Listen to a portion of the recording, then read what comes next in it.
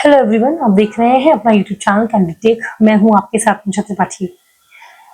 आईनी में Gissar military airdrome को इंडिया ने वाइंड अप करके 3 साल पहले एग्जिट कर दिया था and this marked its end of two long decades in Tajikistan, and it also marked the end of the only overseas airbase India had. 2022 में ये हुआ और इसकी ऑफिशियल कंफर्मेशन 2025 में आई।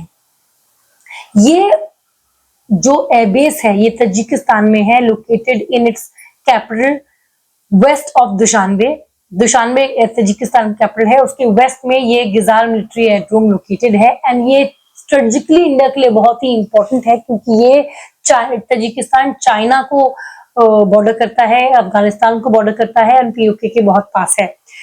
यूजुअली अगर इंडिया एक्सेस करना चाहता है अफगानिस्तान को और सेंट्रल एशिया को तो उसको पाकिस्तान की एक्सेस चाहिए होती है, लेकिन तजिकिस्तान का ये airbase help India to access Afghanistan and central Asia without the help of Pakistan. इस लिहाज से एक ऐसा पावर इंडिया जो कि अपनी प्रेजेंस सेंट्रल एशिया में भी बढ़ाना चाह रहा है, उस लिहाज से इंडिया के लिए एयरबेस काफी इंपॉर्टेंट था। शुरुआत में 2001 के पहले ये जो एयरबेस है आईनी में ये काफी जर्जर हालत में था और उस समय की तत्कालीन जो सरकार थी वाजपेयी जी की, उसके जो रक्षा मंत्री थे, डिफेंस मिनिस्टर, उनको जॉर्ज फर्नांडिस और अजीत डोभाल जो अभी वर्तमान के एनएसए हैं, नेशनल सिक्योरिटी एडवाइजर, उस समय उनको ये लगा कि सेंट्रल एशिया में अपनी एक प्रेजेंस होनी चाहिए। तजिकिस्तान में जो एयरबेस है इसको हम रीबिल्ड कर सकते हैं और अपना वहां एयरबेस बना सकते हैं।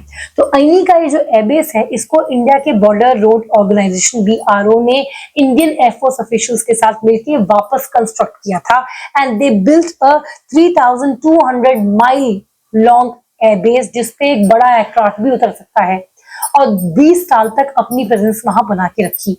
हालांकि ये जो ओवरसीज एयरबेस था वो कभी भी परमानेंट मिलिट्री डिप्लॉयमेंट वहां नहीं थी। दो या तीन मिलिट्री हेलीकॉप्टर्स इंडिया ने तजिकिस्तान को गिफ्ट किए थे जिसको इंडियन एयरफोर्स वाले चलाया करते थे और प्रेजेंट डिस्पेंसेशन में भी एक फाइटर जेट सुखोई SU-30 वहां पे रखा हुआ था और ये भी परमानेंट डिप्लॉयमेंट नहीं थी। Nothing was permanent, it was just a matter of presence. ये जो एयरबेस है ये इंडिया के लिए मिलिटरली अपनी माइट दिखाने के लिए नहीं था। It was never about its military presence और its military strength, it was more of a show of its strategic importance. ये कि अपनी increasing India wanted to increase its strategic foothold in Central Asia, एक उस reason में अपना foothold बढ़ाने के लिए, अपनी स्ट्रेटेजिक प्रेजेंस बढ़ाने के लिए एयरबेस ली थी। It was always about strategy and geopolitics and never actually about military. And इस लिहाज से इंडिया के लिए it was really a important airbase and यहां से एग्जिट करना इंडिया के लिए एक अच्छा खासा सेटबैक है। यस, एंड क्यों इंडिया को एग्जिट करना पड़ा? क्योंकि तजिकिस्तान ने इंडिया की लीज रिन्यू नहीं की। इन 2021 तजिकिस्तान ने बोला कि वो इंडिया की लीज रिन्यू नहीं करेगी। तो बहुत सारे क्रिटिक से कह के खुश हो रहे हैं कि India was kicked out from Tajikistan. And why? क्यों हमारी तजिकिस्तान ने हमारी लीज रिन्यू नहीं की? Under the pressure of China and Russia. Yes, वो रशिया जिसे हम अपना बहुत अच्छा दोस्त मानते हैं, वो रशिया जिसके खिलाफ हम तब से खड़े हैं जब से उसने यूक्रेन को इन्वेड किया है एंड अमेरिका का प्रेशर हम झेल रहे हैं, टैरिफ भी झेल रहे हैं, तब उस रशिया ने तजिकिस्तान को फोर्स किया। क्यों? अगर चाइना का देखा जाए तो चाइना इस एरिया को बहुत अपनी प्रेजेंस यूरेशिया में बढ़ाना चाह रहा है। चाइना के लिए central Asia, Tajikistan is a bridge for west Asia and Europe. China अपने आप को यूरेशिया का एक बहुत ही इंपॉर्टेंट प्लेयर मानता है, एक बहुत ही की प्लेयर मानता है और रशिया के लिए Tajikistan it's like it's backyard. क्यों? क्योंकि ये कभी यूएसएसआर का हिस्सा हुआ करता था। The entire central Asia was at one point a part of USSR, जिस जो आज की तारीख में रशिया है। तो ऐसे में ये दोनों पावर्स इंडिया को एक नॉन रीजनल प्रेजेंस देख रहे हैं आईनी में।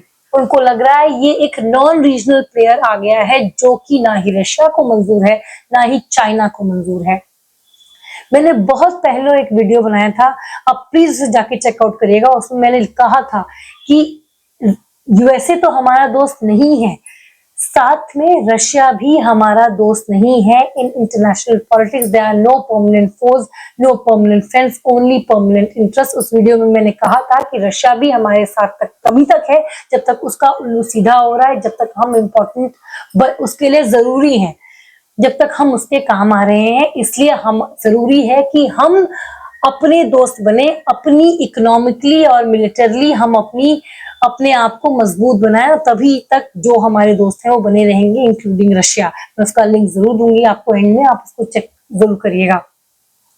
सो ये आईनी airbase under the pressure of Russia and China, हमें तजिकिस्तान ने हमारी लीज रिन्यू नहीं की और हमें अपना वो एयरबेस वाइंड अप करके निकलना पड़ा। क्वेश्चन ये है कि एक ऑफिशियल अनाउंसमेंट 3 साल बाद क्यों आई? हो सकता है कोई ड्यू प्रोसेस रह गया हो जिसके बारे में मुझे नहीं पता, लेकिन बहुत सारे लोग ये कह रहे हैं न्यूज 3 साल पुरानी है, लेकिन ये बात भी सच है कि ये 3 साल पुरानी न्यूज चर्चा में आज है, क्योंकि उस समय ये एग्जिट बहुत ही क्वाइटली किया गया था, बहुत ही मिस्टीरियसली किया गया था, इस बारे में कुछ ज्यादा बताया नहीं गया था। And yes, it is a setback for India, जो कि अपनी फुटहोल सेंट्रल एशिया में बढ़ाना चाह रहा है। जो चाबहार है ईरान में, चाबहार पोर्ट, और इंडिया का जो मंगोलिया के साथ बढ़ते रिश्ते हैं, ये दिखाता है कि इंडिया इस समय सेंट्रल एशिया में अपनी प्रेजेंस बढ़ाना चाह रहा है। Central Asia is important for India connectivity के लिए, strategically wise, strategically, geopolitically, and also for a country that wants to be a power, उसके लिए हर रीजन में अपना प्रेजेंस होना जरूरी है। ऐसे में yes, it is definitely a setback, लेकिन एक ऐसा देश जो अपने आप को लीडर बनाना चाहता है, ये सोचना फिजूल होगा कि कभी हमारे सामने कोई चैलेंज नहीं आएगा, हमारा राइज सबको पसंद आएगा, ये कभी नहीं होगा। जो ऑलरेडी चौधरी बन के बैठा है उसे पसंद नहीं आएगा, जो चौधरी बनना चाह रहा है उसे पसंद नहीं आएगा, जो हमारे दोस्त हैं उनको भी पसंद नहीं आएगा, इंक्लूडिंग रशिया। वो 3 इडियट्स का एक डायलॉग है ना, अपना फ्रेंड फेल हो जाए तो बुरा लगता है, लेकिन अगर अपना फ्रेंड फर्स्ट आए तो और भी ज्यादा बुरा लगता है। तो रशिया से भी उम्मीद मत करिए कि वो हमारे राइज में हेल्प करेगा। It will be jealous, it's international politics, it's anarchy. जो इंटरनेशनल सिस्टम है, इट्स एनार्की, कोई किसी का सगा नहीं है, अपने इंटरेस्ट के हिसाब से सब लोग आते जाते हैं। इट इज अ सेटबैक, लेकिन India has to keep pushing, we don't have to give up and we will not give up, we have to keep pushing. अपना टाइम आएगा। एंड एक एग्जाम्पल मैं दिए जा रही हूँ, मालदीव ने भी इंडिया को बहुत इंडिया आउट कैंपेन चलाया था, एंड ये जो सऊदी अरेबिया है ये भी गए थे पाकिस्तान के साथ डिफेंस डील, वो म्यूचुअल डिफेंस अग्रीमेंट करने, collective security and Islamic NATO बनाने। दोनों का टाई फुस हो गया। तो इंडिया को टेंशन लेने की जरूरत नहीं है। Yes, it's a setback, but we will move ahead and we will, हम दूसरा कोई एयरबेस मिल जाएगा, या तो तजिकिस्तान को अपनी गलती रियलाइज हो जाएगी कि चाइना और रशिया के बातों में आके वो पिट गया। तो India just has to keep pushing in the right direction, अपने आप को जियोपॉलिटिकली एंड स्ट्रेटेजिकली मजबूत करते रहना है। क्रिटिक्स बोलेंगे it's a setback, it's very, वो बुराई करेंगे, लेकिन वो जो कहावत है, हाथी चले बाजार कुत्ते भौंके हजार, एक कान से सुनते दूसरे कान से निकाल देना है। आज के लिए इतना ही, मुझे दीजिए इजाजत। ऐसे टॉपिक्स पर चर्चा के लिए बने रहे मेरे चैनल कैंडी टेक के साथ। इस वीडियो को लाइक करें, शेयर करें, इस वीडियो में राय जरूर दें, मेरे चैनल को प्लीज सब्सक्राइब करें। Next time.